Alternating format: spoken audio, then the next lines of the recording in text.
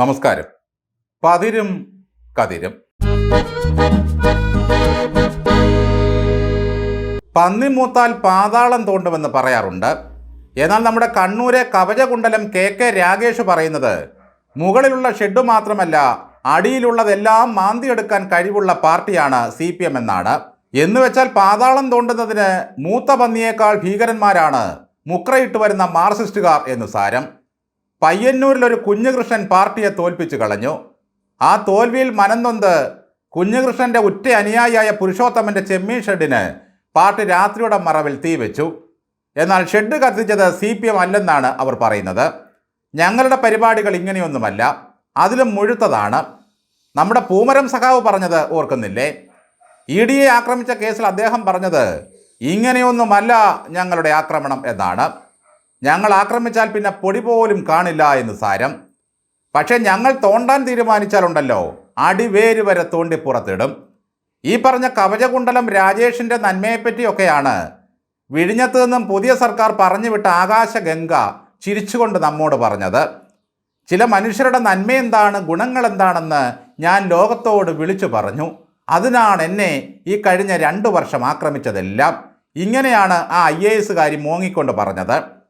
അവരുടെ നോട്ടത്തിലെ ഒരു നന്മയുള്ള മനുഷ്യനാണ് ഈ കെ രാഗേഷ്. എന്തായാലും രാഗേഷ് കണ്ണൂരിൽ പാർട്ടിയുടെ സെക്രട്ടറി ആയതോടെ പാർട്ടിക്ക് വലിയ പുരോഗമനമാണ് ഉണ്ടായിരിക്കുന്നത്.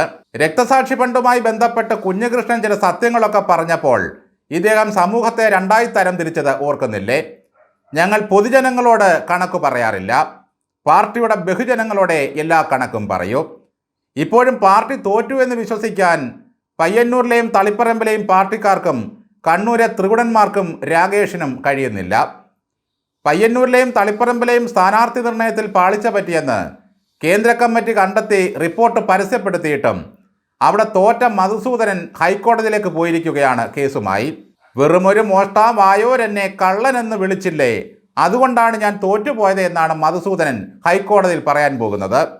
അല്ല മധുസൂദന, പാർട്ടി അനുവാദം തന്നിട്ടാണോ നിങ്ങൾ തെരഞ്ഞെടുപ്പ് കേസുമായി പോയിരിക്കുന്നത്? നിങ്ങളെ അവിടെ സ്ഥാനാർത്ഥിയാക്കിയതിൽ പിഴവ് സംഭവിച്ചുവെന്ന് പാർട്ടി കണ്ടെത്തിയ സ്ഥിതിക്ക് ഇനി നിങ്ങളുടെ ഹർജിക്ക് വല്ല നിലനിൽപ്പുമുണ്ടോ? അല്ലാത്ത സമയത്തൊക്കെ ബൂർഷാ കോടതി എന്നാണ് സഖാക്കൾ കോടതികളെപ്പറ്റി പറയുന്നത്.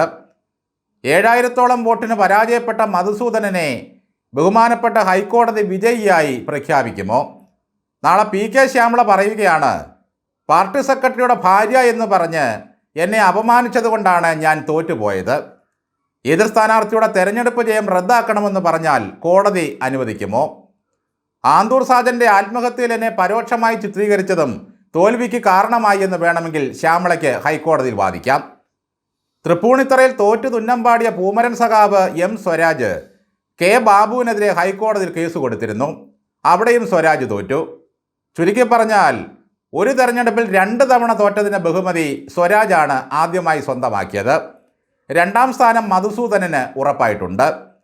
ജനവിധി അംഗീകരിക്കാൻ മനസ്സനുവദിക്കാത്ത ഈ അന്തങ്ങളുടെ ജനാധിപത്യ ബോധം എന്തായിരിക്കും അപ്പോൾ? കെ രാഗേഷും അദ്ദേഹത്തിൻ്റെ പാർട്ടിയും ഒരു 100 തവണ കള്ളാ എന്ന് വിളിച്ചു കുഞ്ഞുകൃഷ്ണനെ.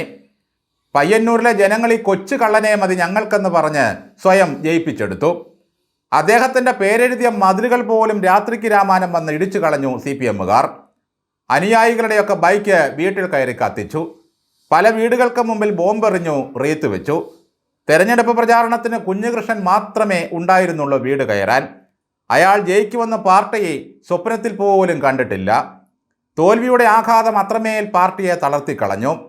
തോറ്റു കഴിഞ്ഞപ്പോൾ PK ശ്രീമതി പറഞ്ഞത് എന്തൊരു ലജ്ജാകരമായ തോൽവിയാണെന്നാണ്. അവരുടെ വകതിരിവ് പോലും ഈ രാഗേഷിനില്ല.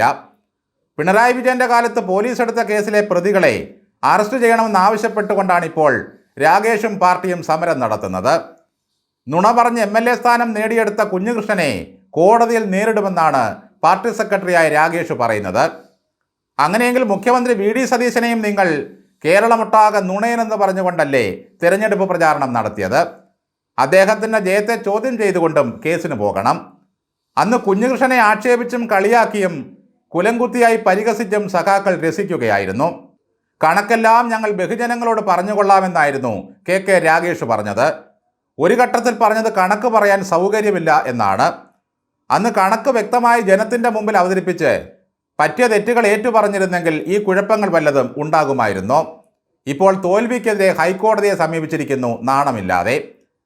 നേതൃത്വത്തെ അണികൾ തിരുത്തണമെന്ന് പറഞ്ഞ് ഒരു പുസ്തകം എഴുതിയതിൻ്റെ പേരിൽ ഒരാളുടെ തെരഞ്ഞെടുപ്പ് വിജയം റദ്ദാക്കുമോ ഹൈക്കോടതി? സ്വന്തം നെഞ്ച് എങ്ങോട്ട് തിരിയുന്നോ അതിനനുസരിച്ച് മാത്രം തലയും തിരിക്കുന്ന ഒരു നേതാവാണ് ഈ കെ രാഗേഷ്. അയാൾക്ക് ചുറ്റുമുള്ളതിനെപ്പറ്റി യാതൊന്നും അറിയില്ല, കീഴോട്ടും നോക്കാറില്ല. കണ്ണൂരെ പാർട്ടി സെക്രട്ടറി ആയാൽ ശരീരമുടയരുത് എന്ന ചിന്താഗതിക്കാരനാണ് അദ്ദേഹം. ഇത്തരം കമ്മ്യൂണിസ്റ്റുകളുടെ ഉടയാത്ത അഹന്തയെ തോൽപ്പിച്ചതിൻ്റെ ഒരു വലിയ സന്തോഷമുണ്ട് നിഗൂഢമായി ഓരോ പാർട്ടി പ്രവർത്തകനും. നൂറുകണക്കിന് ആളുകളെ വിളിച്ചുകൂട്ടി പോലീസ് സ്റ്റേഷൻ മാർച്ച് നടത്തി രാഗേഷ് നടത്തിയ പ്രസംഗം കേട്ട് ആവേശം കൊണ്ട് ഒരു സഖാവും കൈയടിക്കുന്നില്ല.